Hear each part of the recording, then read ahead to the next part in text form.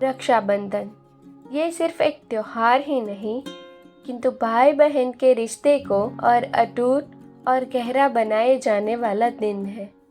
इस दिन एक बहन अपने भाई की कलाई पर राखी बांधती है और भाई उसकी रक्षा करने का वचन देता है।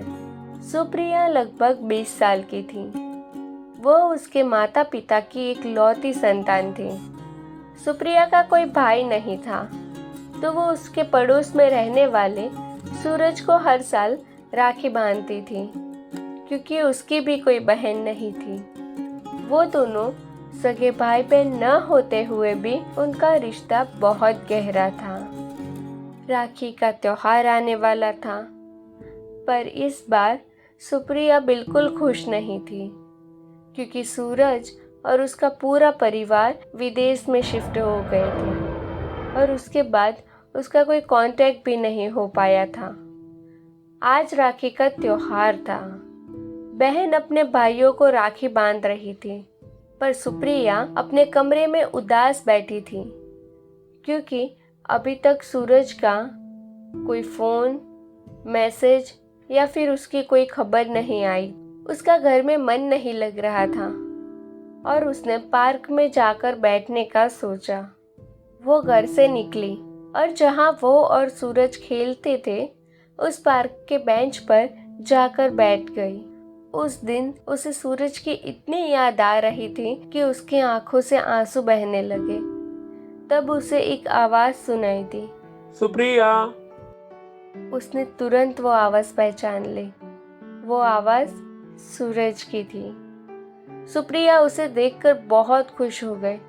उसने सूरज को अपने साथ घर चलने को कहा और दोनों घर की तरफ आगे बढ़े। सुप्रिया ने घर पहुंचते ही मम्मी पापा को आवाज लगाई। मम्मी पापा, देखो कौन आया है। उसके मम्मी पापा ये देखने के लिए बाहर आए कि ऐसा कौन आया है जिसे देख सुप्रिया इतनी खुश थी। पहली बार उन्होंने सुप्रिया को इतना खुश देखा था। पर बाहर आते ही उन दोनों के चेहरे जैसे किसी गहरी सोच में पड़ गए हो, ऐसा लग रहा था। आप दोनों इसे देखकर खुश नहीं हैं? सुप्रिया, तुम किसकी बात कर रही हो? सुप्रिया ने मुड़कर देखा तो सूरज उसके पीछे ही था। आप क्या बोल रहे हो? मैं सूरज की बात कर रही हूँ। वो यहीं मेरे पीछे तो खड़ा है। ये सुनकर सुप्रिया के मम्मी पापा सुप्रिया को सवालों भरी निगाहों से देखने लगे और कहा, सुप्रिया, तुम्हें भ्रम हो रहा है। अंदर जाके सो जाओ। सुप्रिया अब और भी ज्यादा गुस्सा हो गई, क्योंकि उसके माता पिता उसके साथ एक अजीब बर्ताव कर रहे थे। सुप्रिया ने गुस्सा होकर कहा, चलो सूरज यहाँ से। ये सुन सुप्रिया की माँ रोने लगी। उनको रोता देख सुप्रिया रुक गई। उसने पूछा, क्यों रो रही हो?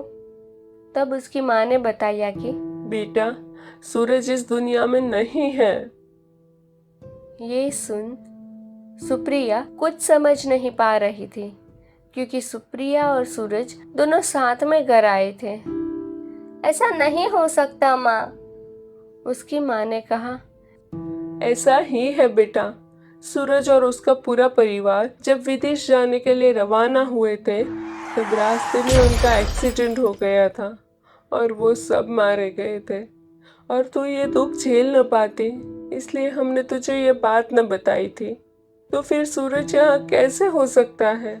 जब सुप्रिया सूरज को देखने के लिए मुड़ी तो उसके आंखों से पानी बहने लगा, क्योंकि सूरज के पूरे शरीर पर घाव थे। उसके कपड़े भी फटे हुए थे और घाव में से खून टपक रहा था। सूरज ने कहा, हाँ बहन, मैं अब इस दुनिया में नहीं रहा, किंतु मैंने वादा किया था कि तेरी आंखों में कभी आंसू नहीं आने दूंगा, और मेरी वजह से तेरी आंखों में आंसू नहीं आ सकता। मैं अपना वादा पूरा करने आया हूँ। सबके आंखों में आंसू थे। सूरज ने कहा, बहन, मुझे राखी बांधो। और सुप्रिया ने आंखों में पानी के साथ सूरज को राखी बांधी। सूरज ने उससे कहा, बहन, तुम एक वादा करो कि तुम कभी भी रक्षाबंधन पर उदास नहीं होगी, क्योंकि अब मेरे जाने का वक्त आ गया है और अगर तुम उदास हुई तो मैं भी कभी खुश नहीं हो सकूंगा। ऐसा बोलते ही सूरज धीरे धीरे गायब हो गया और सुप्रिया रोने लगी। उसकी माँ और पिताजी की आंखों में भी पानी आ गया था।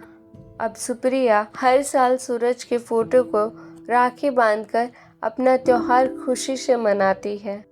अगर आपको हमारी ये वीडियो पसंद आई है तो लाइक करें और हमारे चैनल को सब्सक्राइब करना न भूलें।